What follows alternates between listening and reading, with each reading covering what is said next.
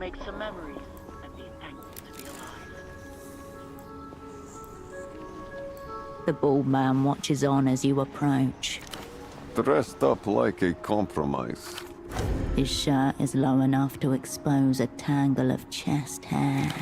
Deliberate, wild, oddly indecent. Quite the contrary. A wasted figure is a despicable figure. You're from Mercia, yes? Immigrant parents, then? Your cheekbones, too, very angular. Brows.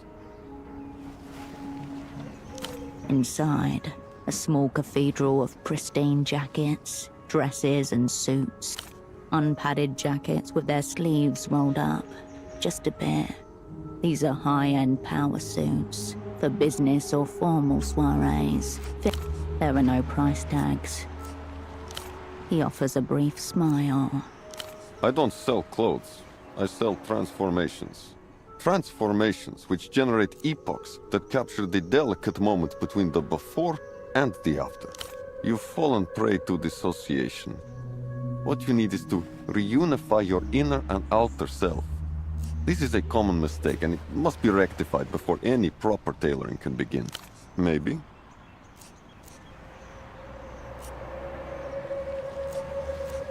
I could offer some critique, yes. You may not like it. He circles you with his gaze alone, his brow furrowed. Personal, yes? Pure People's Republics. It's classic you, isn't it? I can see why you'd like it, but you can do better. This is what's there for you. If anyone has seen Ultravioletta, please contact the station or local authorities. We just want to keep her safe.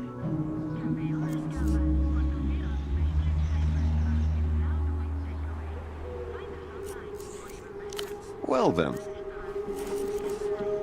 Of course you...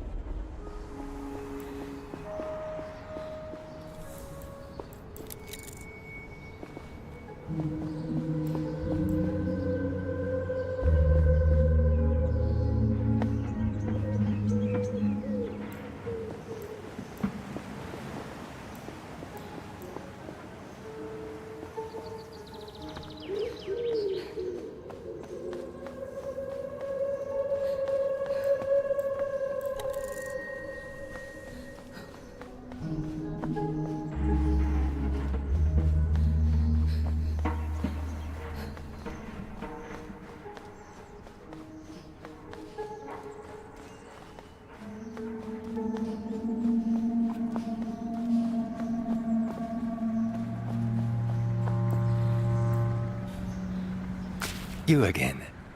Any updates on the 9? But how can that be? A gentleman from the Carabineros said it would be in service any day now. A handsome foreigner. You'd think with all the MTER money this place has gotten, they'd have fixed their aerotrams. What am I supposed to do now? There used to be a more direct route via Havergelia, but the border has been closed since it was re-annexed by La Luz. It's not so easy to get around as it used to be. I was simply passing through on my way back home to Sundark.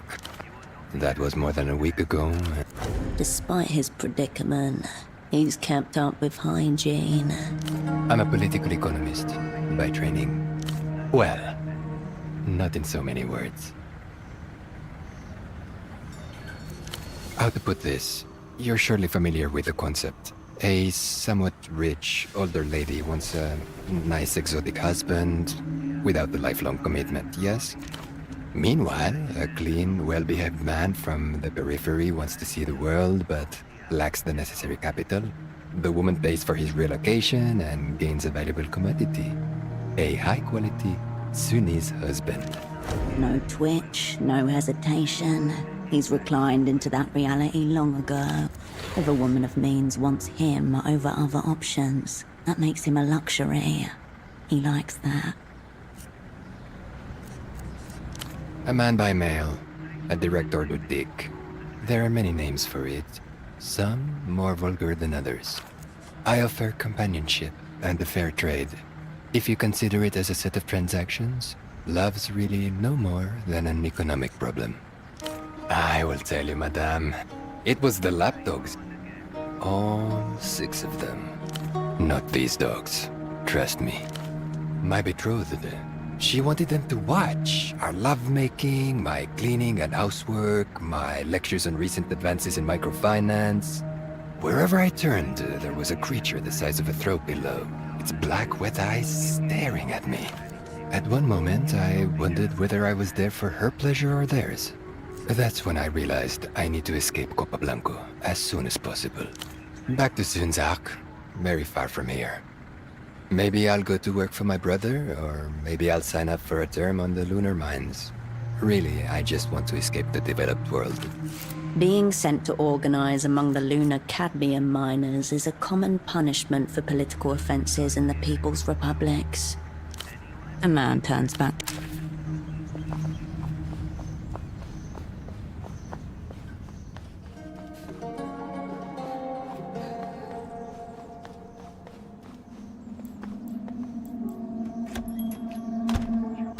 I've moved Pseudopod into the spare room.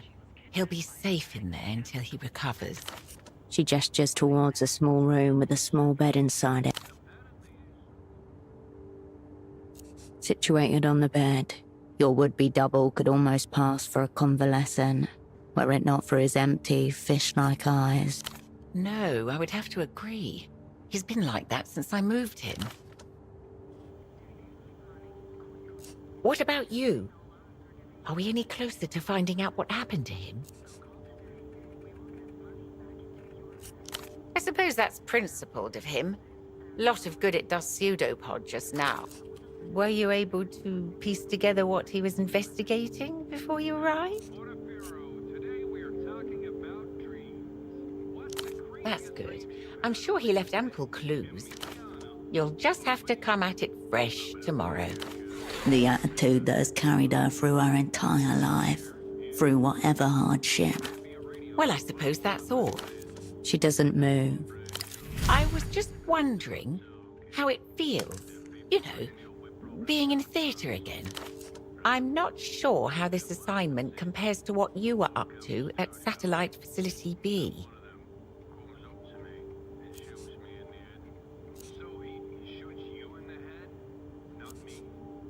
The freezer, yes. It must be a relief to be out. You picked an interesting time to come back to Portofino.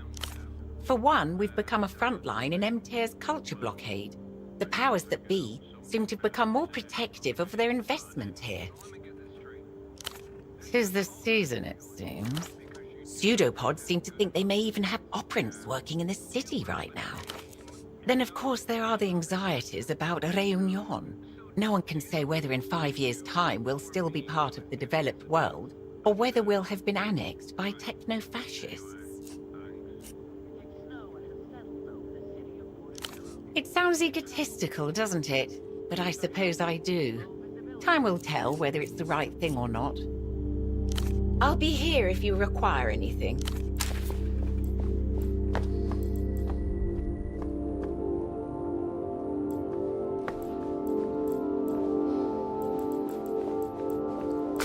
Raw information atomizes itself and rings.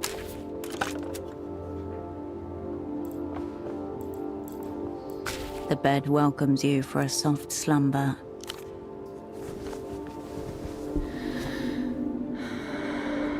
The stillness of the room quietens your mind as you settle down.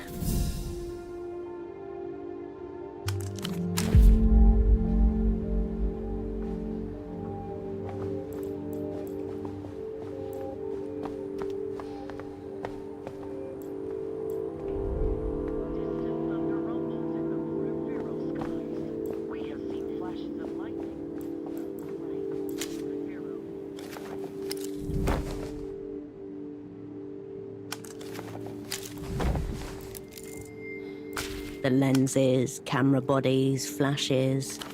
Nestled among the camera gear, a black cardboard box with a red band immediately catches your eye. Sidewinder, 9mm. Handgun rounds, more likely than not abandoned by a previous tenant in circumstances similar to your own. You are not a craftswoman. You have nothing to do here. For now.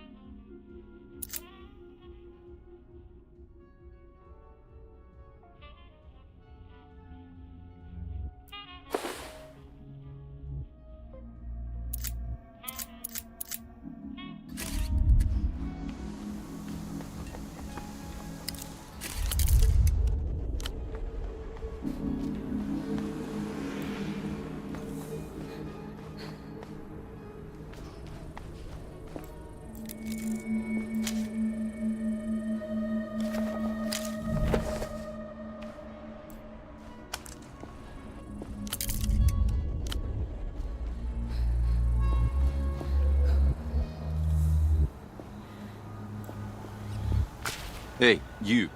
You're new to this scene, huh? A young man in a long, colorful... Yeah. I represent the scene of Portofino. Or rather, what... That's good. My name is Kurt, by the way. Likewise. See this jacket I'm wearing? A product of the local scene. It's one of a kind. Check out the zipper. It's got a pair of fangs on it. But you know what's not cool? Some of the official heat I've been feeling as of late. The man stares at you with a long, stern look of hesitation. I've bowled too hard. The streets of Portofino have not been ready for such a display of style. This cool jacket? The party alley tailor made it for me, but I never paid for it. I owe him money, I have no money, and I cannot show my face around the art of the scene. To be honest, I don't actually know. I had to sign some kind of a contract, but I don't know a whole lot about contracts. Maybe it was a lot, maybe it wasn't a lot at all. Can you find out how much money I owe him? Thank you so much. Go to the Party Alley Plaza. It's east from here. There's a tailor named Bruce.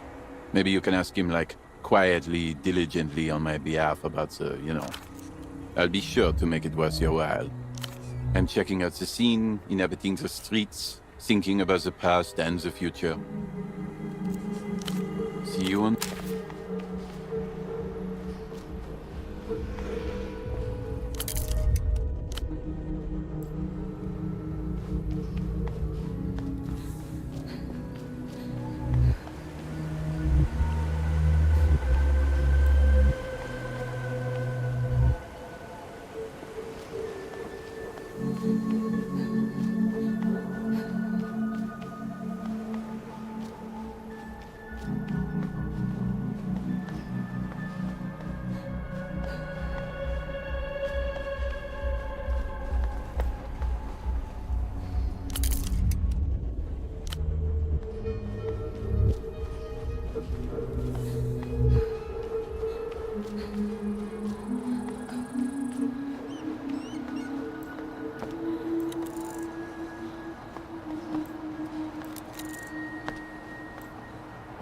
At your approach, 3 heads turn in your direction.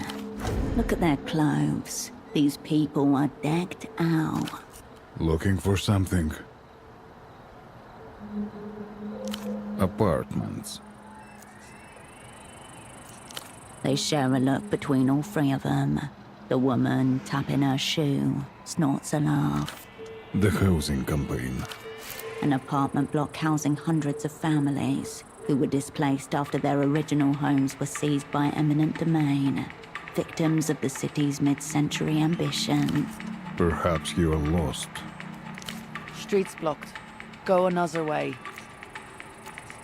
Then take one of your death-trapped trams. You can ask the GMs. We're not doing anything that isn't permitted. The latest fashions, with labels for brands you don't recognize.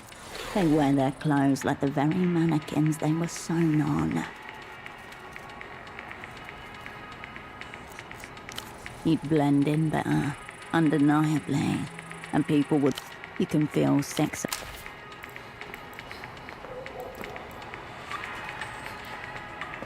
The trio, Back. you can feel sex...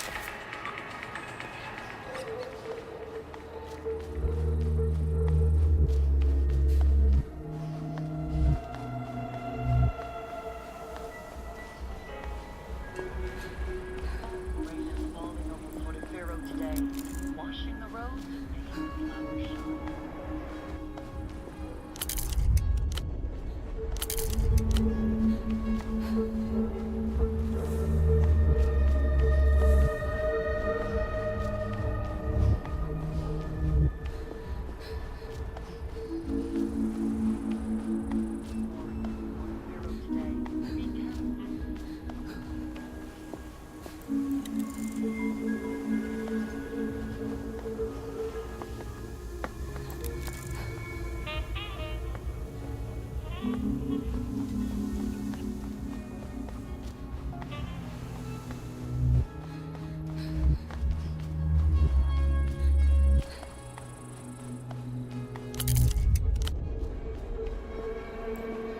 A name is emblazoned across the side. Around the back, an aluminium roll-up door shields the The leather-upholstered bench is barely big enough for two people to share. The window is rolled down, just a crack. You can see the contents nestled between two flattened planks. A gastronomic monstrosity. No one abandons a sandwich like that for long. Someone has jammed a half-empty spray bottle of disinfectant and a damp rag into the shallow well on the dashboard.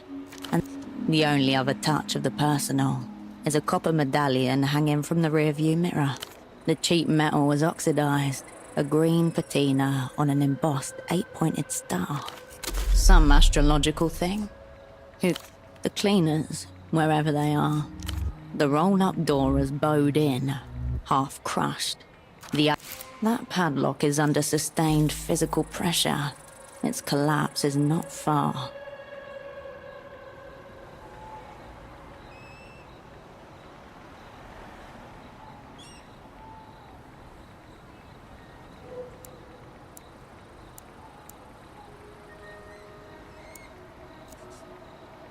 The took.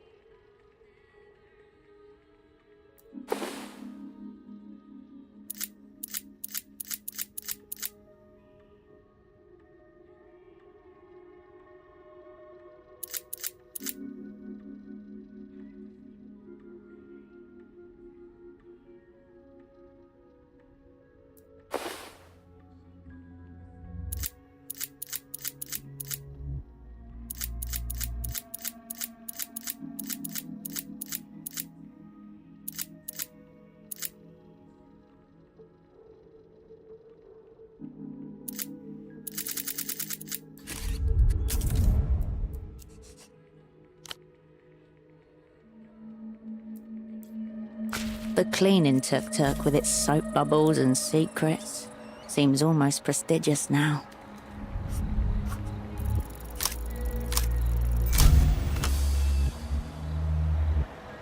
The old padlock, under stresses it could not possibly endure, shudders and pops open. The small space is tightly packed. In the corner is a selection of buckets, a rack of brooms and mops mounted on the wall above them. Your eyes land on a shapeless garment in a disconcertingly meaty shade of pink. Anything that obscures your face is good. And this suit has the advantage of obscuring your humanity completely. The suit slides off the rack and into your hands. Evidently the expensive kind. The tuk-tuk remains in its place.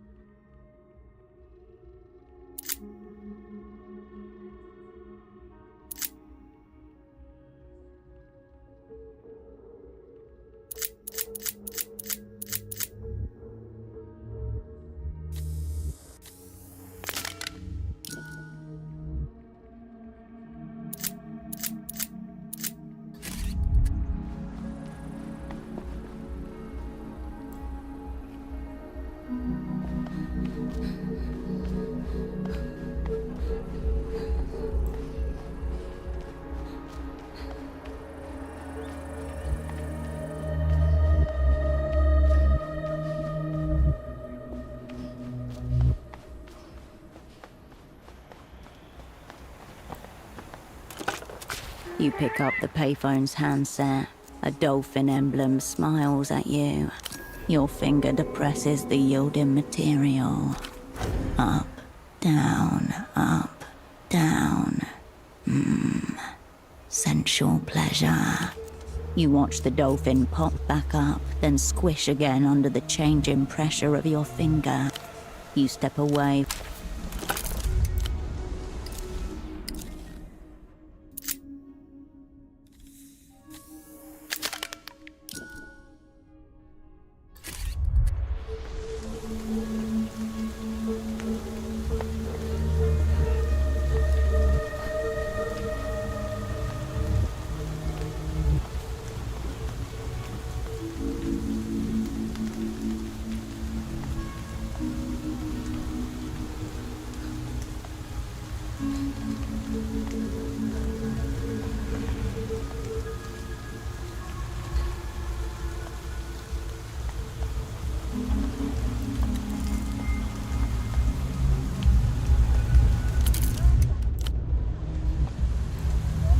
The teenage boy. Okay. What? See you around.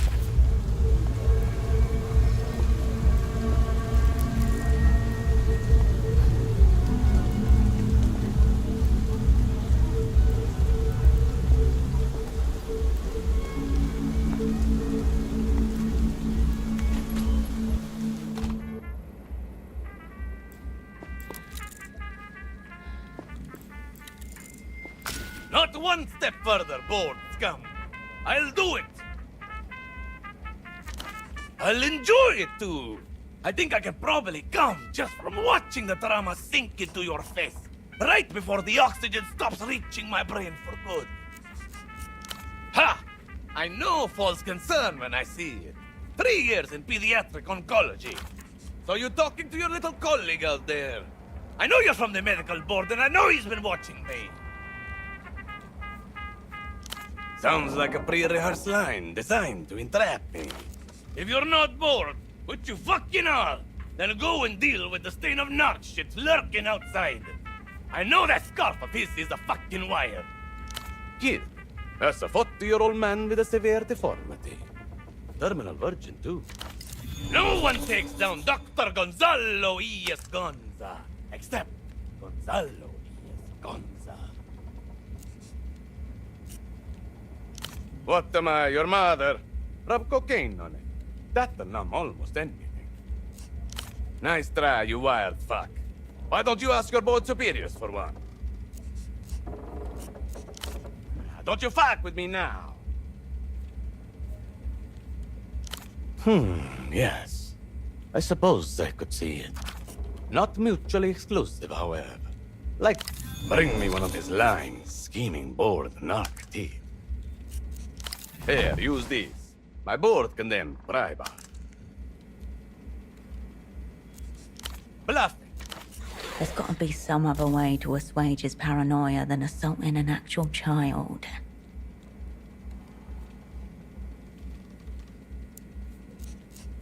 I'll do as ever. Back for the gruesome finale. I'll do.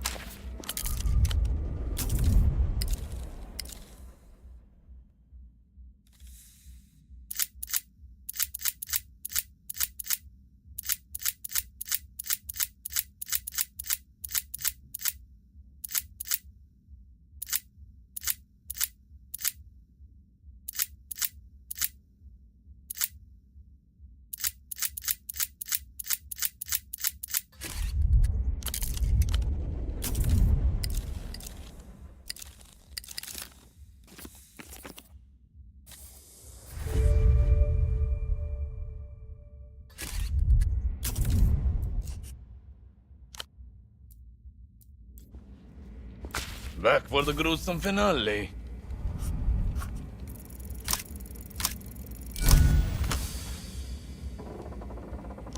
A visceral call comes from inside of you, rising up metallic and hot. What did you just say?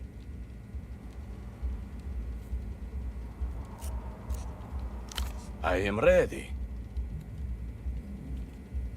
The doctor's movements are somewhere between daintiness, lust, and disbelief as he places the stethoscope to your clavicle. A relic from the military coup in Marcia. Yes. I have explored the darkest crevices of living bodies, both friend and foe, Monsieur Bullet. And I have tasted the love of which you speak. Shh. Communication has been established between the doctor and something within you, real or imagined, and there is nothing you can do about it. The doctor draws a deep, shuddering inhalation. Well, at the least we know you're not medical board scum.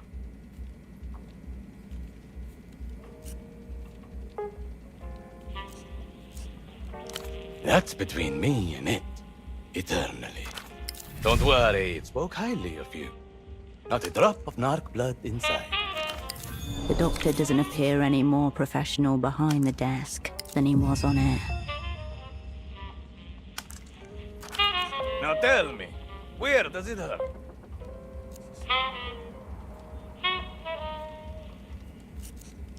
The site of some kind of humanitarian catastrophe. The surface of Gonza's desk is buried under unopened envelopes, pill bottles, loose syringes, and pens. Atop the pile sits a child's drawing of a two-headed horse and a crumpled note with a few scrawled phone numbers. The doctor's twitching, though watchful eye inspects you as you scan his mess. Not my kid, before you get ideas. I locked down my own plumbing at 12. Quadride and triple tide, vast difference. No one's strapping guns up. Some junkie spawn handed that abomination to me after I treated his mom. Zero talent. Makes the women folk trust me. The non-barren ones, I mean. They're decorative. That's how the board gets you. Open a government threat and it becomes a conversation. Keep those things sealed. And then you have their fear. Bottled. The doctor drums his fingers on the dirty desktop. Bored? What do you want? Was he intensely forgettable? Did any sense of authority flee from him like the plague? Understatement of the fucking century. Board certified swine. Hate is a better word for it. My theory is that dullness he exudes is the result of a fungus of some kind. A parasitic brain mold playing at the motor cortex. Like a child with a joystick. Of course he didn't. He's neurologically incapable of it. There is no history. Only scientific cowardice put forward by an invertebrate with little to no experience in surgical reality. Disagree implies I grant him sentience, which I fucking do not. I regard his medical opinion the way I would a dog chewing at its own tumor. There's no point in discussing him any further. Is that what he told you? Put it this way. There was a project in which I believed us to be colleagues. While, in fact, he was sawing the floor out from under my feet the whole time. Yes, we were running a dream study together, backed by an astronomical grant from those MTER fuckers. I knew they were going to screw us from minute one, but I went along with it anyway. Visualization. We wanted to see what people see in their dreams. Flush with foreign cabbage, I was able to design a custom fMRI headset. More portable than those giant washing machines our rivals were using, and crucially, interlinkable. You just plug the subjects in, load them up with modafinil, and boom! Dr. Gonza's subconscious picture show. Most of the cowards are content with fisting guinea pigs, or detoxifying leaf matter. The real juice is in intoxicating the population, and seeing how long they survive. Clearly, you don't know the first thing about human biology. How was I going to give birth to my baby without first getting fucked a couple of times?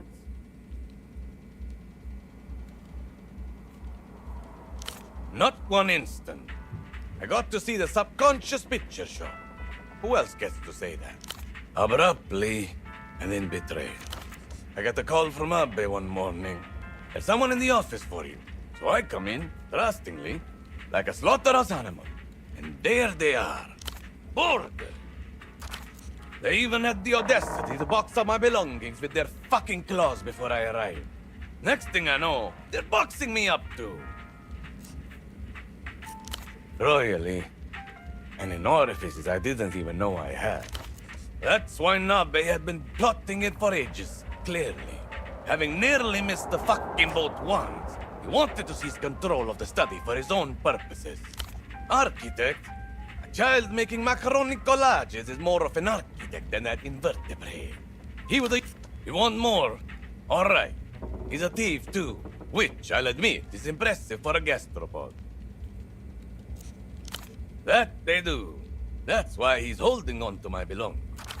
I can picture him, polishing my equipment in his sterile little office, running his sanitized virgin fingers over surfaces that remember my touch. A research-grade apparatus, used for advanced diagnostics. Very sophisticated, finely calibrated. It should still be in its aluminum housing, unless that institutional hemorrhoid has decided to put it on display. I don't know. His mind is too dull for me to penetrate. And give him the satisfaction of knowing he has something on me? Absolutely not. Besides, I don't trust myself not to murder him if I come within choking distance. Wait, not murder. That's for humans. You love drugs, right? I knew it. You've got that withered fiend look. Since you're allowed on the slug's premises, how about taking a peek, eh? Grab my things on the way out of there. I'll open my store in return. All the drugs you could want. Pharmaceutical bonanza. Yes, enough. He's dead. Forget about him. Who's the unfortunate? Let me tell you something about colleagues, sister. By and large, the most vile species of sniveling, rule-following, authority-sucking vermin ever to stain this earth. Second, perhaps, only to medical board inspectors. You don't have conclusive proof he was not like that, at any rate. You want my advice? Roll him up, toss him out in some hazardous waste bags before he starts smelling. All right. Walk me through it. Gut diagnosis screams ketamine binge, but I'm keeping an open mind. Any signs of injury, self-inflicted or otherwise? Good start. Anything else? Strange how. Ultravioletta! Well, there it is. Mystery condition solved. Of course it was. This is a clear-cut case of LAS. Libidinal atrophy shutdown syndrome. Affects terminal virgins, unlaid husbands, and men exposed to overly uterine music. Tea drinkers too. This checks out. Pseudopod didn't look like he'd be popular with anyone. A lead, at last.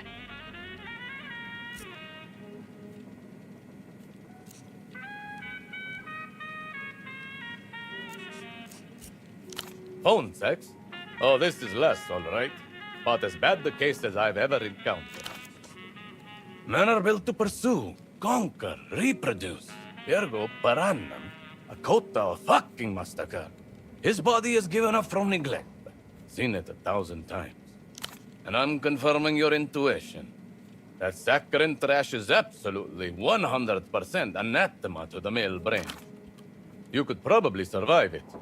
Though I suspect it would inflict some kind of intellectual damage on you as well. You did. And it did. Does that mean? The doctor opens a drawer and slides towards you a baggie with a small medical stamp inside. Anti-last treatment. It'll wake up whatever's left in him to wake up. And if that doesn't work, end of the road, sister. Cut him loose. No man likes Ultravioletta. He's buried in the depths of erotic despair. He's so far down the hole, he probably doesn't even know what happened to him. This is a proprietary formulation, soon to be patented. Neurostimulants, vasodilators, endocrine hormones, and other elements far above your medical competency. Home recipe, mama. I can out-erect any man, anywhere, anytime, dead or not. Of course I really think it. I prescribed it. Easy delivery. Just let it dissolve on his tongue. Good luck to you. Real? Listen, sister. I've been a doctor since I was 12 years old. And I'll be a doctor until the day they extract the hypertrophied liver from my bloated, tumescent, sexy carcass. It was not the board that made me a doctor. And they cannot unmake me one. No matter how many degrees they annul. That's right. Age 12. I came down with a fever. 1 day, 2 days, 3 days, and still wouldn't go down, so they sent me to the doctor. He weighs me, counts my heartbeats, whatever. And without even doing any blood work, he sends me away and says, "Go to the priest. Tell him that I said to give you the blessed smoke." It would be the very least they could do, right? No. Fetid and totally inert. My mother cried and cried. Locked herself in her room and didn't even want to see me. She was crying so much. But still no one would explain to me what this fucking smoke was. So I finally get to the priest. He goes, "Oh, my child," blesses me, blows some foul-smelling shit into my face, and sends me off home to die. And that's when I realize these people are fucking idiots. Damn right I didn't die. I went straight to the library, picked up the first book on general medicine I could find. And the young Gonza brought his fever down through hard science and sheer willpower. All the way down to stone cold. Which is with tricks of the trade. You want to learn them, pick up the book. They can take away my license, black, patience, numerous degrees. They've even been surprisingly effective at getting me in trouble with the law. But they can never touch 1,000 plus hours of surgical experience, multiple breakthroughs, and enough original research to fill a university textbook. He works himself up into a bout of romantic fervor with practiced ease. Not that you could ever publish a textbook in this backward fucking society. I said they could take away my license and I would still be a doctor. And yes, they did. Suddenly, he swipes a bottle off the table and takes a deep swig from it with needless violence. No, sorry. I'm not being selfish, it's just, you might die. No, I know how this goes. Next thing you know, I'll be at exactly the level I need to be at. You'll be convulsing on the floor, and worst of all, I'll be biochemically incapable of feeling bad about it. That's right. He weighs me, counts my heart. Last rats. My mother cried and so I find these people are fucked. Damn right. And the young Gonza brought his fever down through hard tricks of the trade. You That's right. He weighed it would. My mother so I these people are fucked. Damn right. And the young Gonza brought his tricks of the trade. You want to learn them, pick up the book. Disgraced? What? You think it's... Yes. A disgraced doctor. That's exactly what I am. A disgraced doctor peddling the drugs that are the last surviving relic of my profession. I told you, bring me back my personal effects and I'll hook you up with so many drugs you'll forget you were ever a person. Meantime, you can watch me do some, if you want. He tips it over onto the desk and rails the miniature mountain without even cutting it into lines. Fuck me! This is horrible.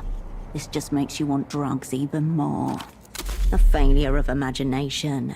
You just feel left out. If anything, you sober up. Adios, patient.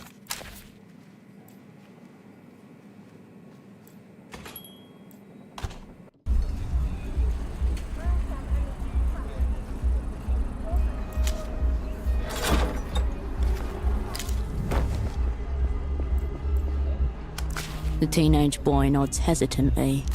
Yeah? Tried once. He screamed at me about board narking and threw what looked like, dunno. Would have been pretty... Whatever. See you around.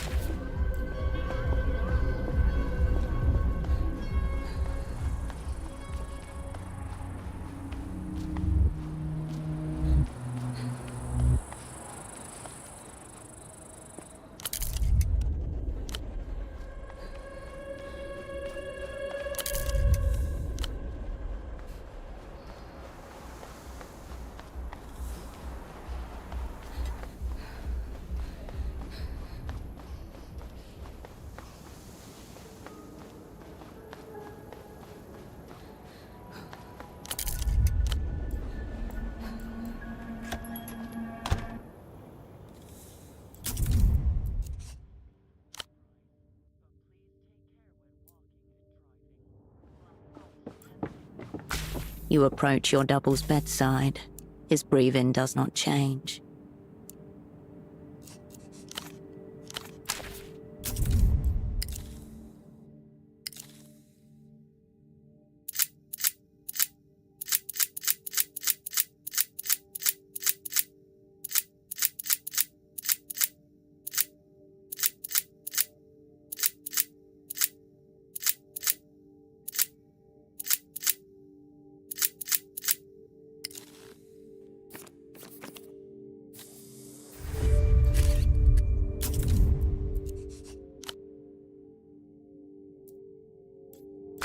You approach your double's bedside. His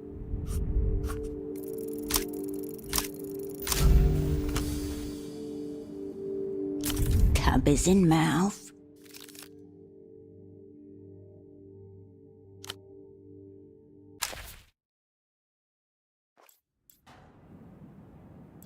You approach your double's bedside.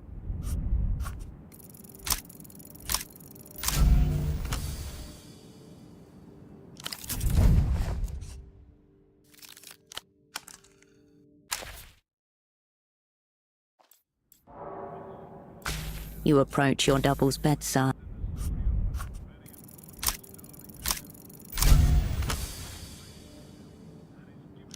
You slip the tab into his mouth.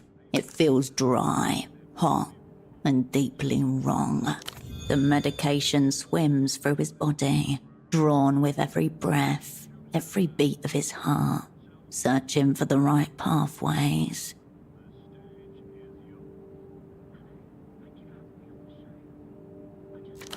There's something wrong. Nothing is happening. No movement, no reaction. Lungs exhale, piss, bruise. Nothing remarkable at all. The rhythm of Pseudopod's pulse dances like code against your finger. Thump, thump, thump. A dead heart. You take out your lighter, press the flint wheel to its familiar groove in your thumb. Nothing. A ripple of goosebumps across your back. In the absence of immediate danger, the fear crosses you only delicately. This is not an unconscious body. It is a breathing corpse.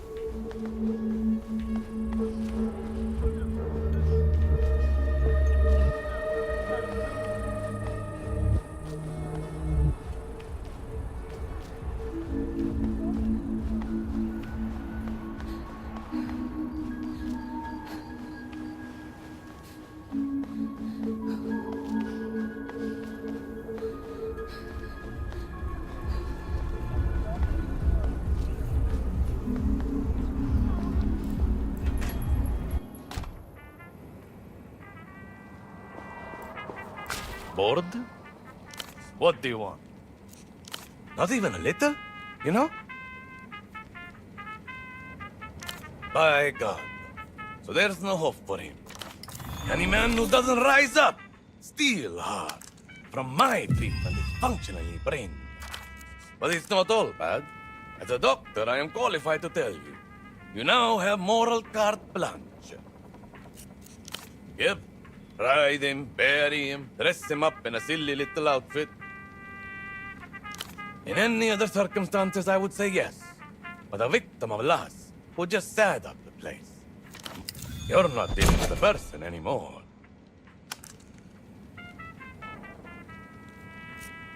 I already told you. If the first dose didn't work on your man, he's a goner. I have just been pondering what effects it might have on the female body. Get me back my personal effects, and you'll have access to all the anti-lass you can afford. It's not fucking free. Pay up or get out. What did the swine do this? Yes, enough. Adios.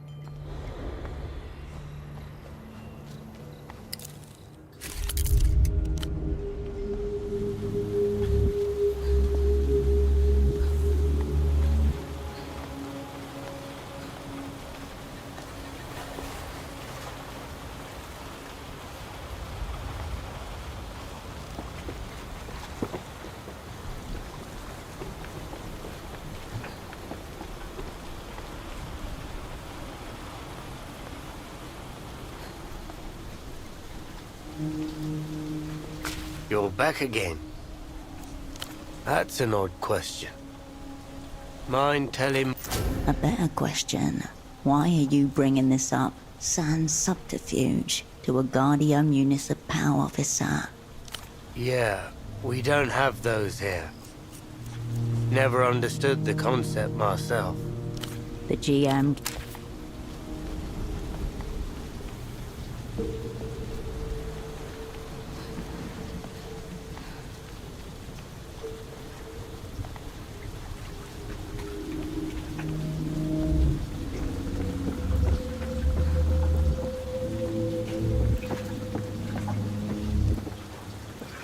A watertight marine door, but a small placard above the entryway reads, Community Care Clinic, open 4 a.m. to 10 p.m.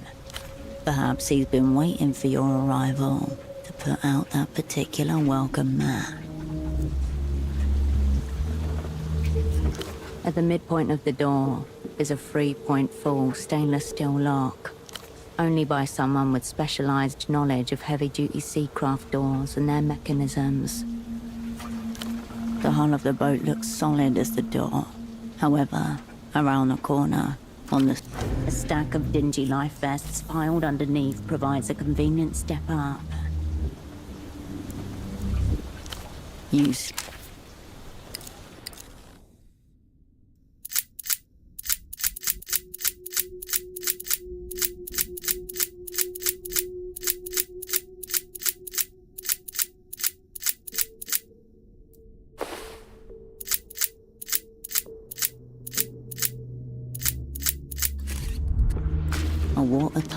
A small placard above the entryway reads, Perhaps he's been waiting for your arrival.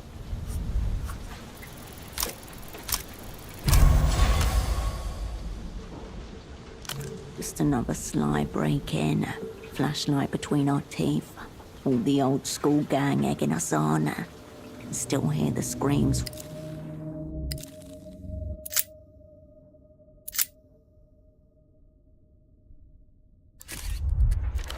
You climb up to the window frame and peer inside.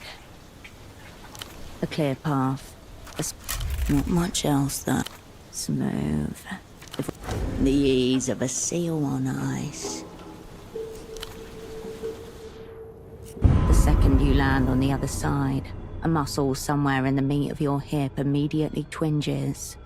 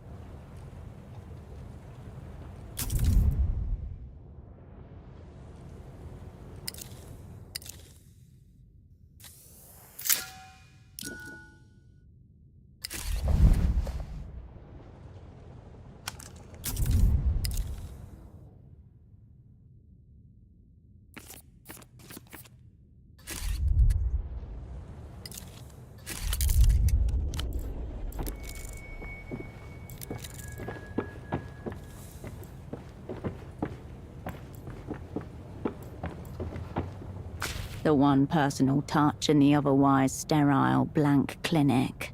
The lights glint off the glass as you read what's under them. The license is real, but it's out of date. Perhaps something to confront the good doctor. A collage of someone else's life. A formal photo. Class of 71. Hugo and the gallery continues. Hugo is the professional photo. There are many pictures. At his medical school grad, a simulation of company, carefully arranged on the walls to keep him.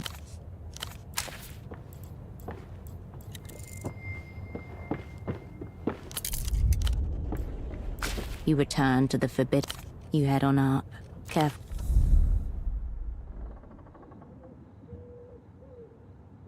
You made it.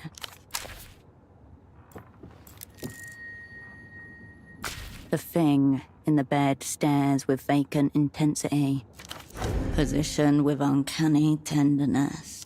A medical dummy, left out on the bed, propped up against the pillows. The dummy seems posed with some kind of intention. Clues are spread out in all directions with you at the center. Dr. Hugo does not come in here often. Only the dummy sleeps here now. It has been placed carefully. The dummy continues to printed words, property of Dr. Gonza, and scribbled right under, to myself. Gonza's so-called personal effects, without a doubt. Museum or crime scene, history won't. It stares back at you, unmoving. Minutes pass, the house made of glass. Money has been sunk into this. And time, and a certain kind of obsession. A silicon oval, unframed. Shadows reveal the protrusions of nose, eyelids, mouth. Before you lies something that resembles a human face. But whose?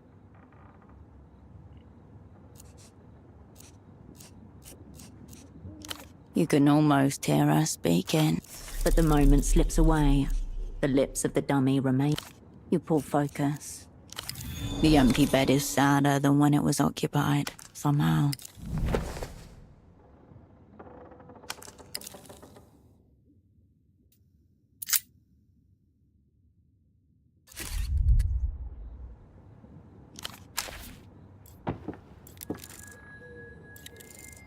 A child's set of toy figurines sits on the shelf. Stiff forms painted and posed. Carefully arranged to watch down on whoever sleeps in the bed. A miniature rocket and a group of cosmonauts. Project Autonomia was the name of Portofiero's space program. Project Autonomia was Sweet Nestor's idea fixa, meant to establish Portofiero as a sparefaring nation. The mission was first announced in 75, and it's Portofiero's supreme leader for the better part of the century. He seized power in 28. Project Autonomia would have granted him a few more years, but the rocket never reached orbit. It disintegrated minutes after the launch. The disaster was broadcast in real time all across the developed world. The disaster led to Sweet Nestor being exiled in 80, the third and final time. He left in his wake a national tragedy for Portofiero. Orange-suited plastic men, cherubic faces squeezed into little helmets. You stare at a vacant spot next to the badly painted rocket. The faces, there's no. Safe to assume these were manufactured in the even the smallest. The posters on the wall, the quilt. This is an adolescent girl's room. A daughter, maybe. It coats the tip of your finger. The childhood tap. You approach the children. The childhood.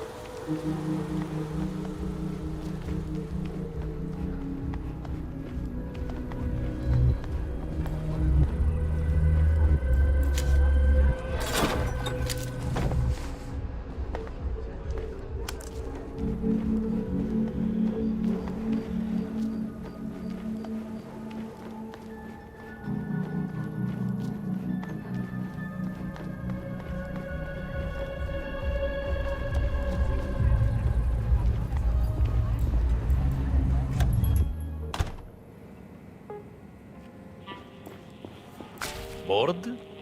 What do you want? Metaganza. I'll have to hose him down after whatever that swine Hugo Abe has done to him. But it doesn't matter. He's home. Shut the fuck up. The doctor eagerly reaches for the wiretapped medical dummy and stares lovingly into its eye. Next time you should get the payment up front. I could fuck you over, you know. Most in my profession would. Here, let me know if you need more. Store's open.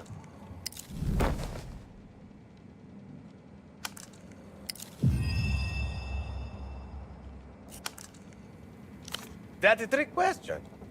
Can't you tell? He's called Metagonza, and he's my assistant.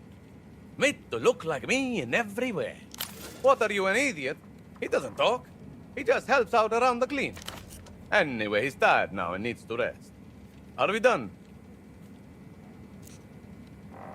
Aren't we fucking all?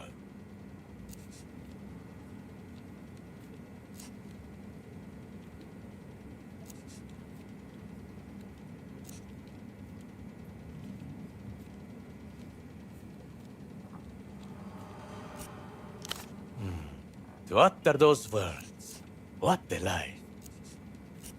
Adios, patient.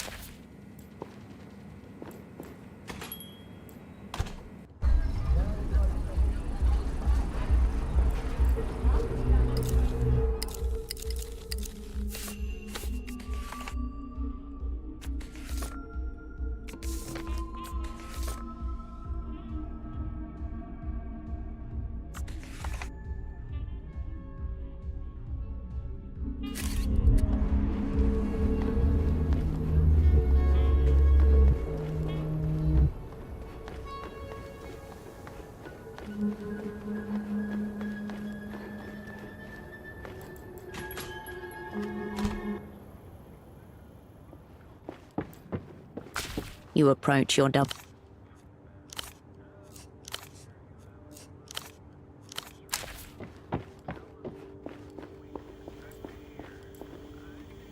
The fax machine.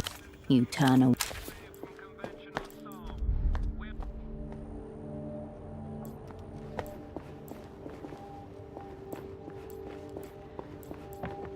The bed looks cold and disheveled. You turn away.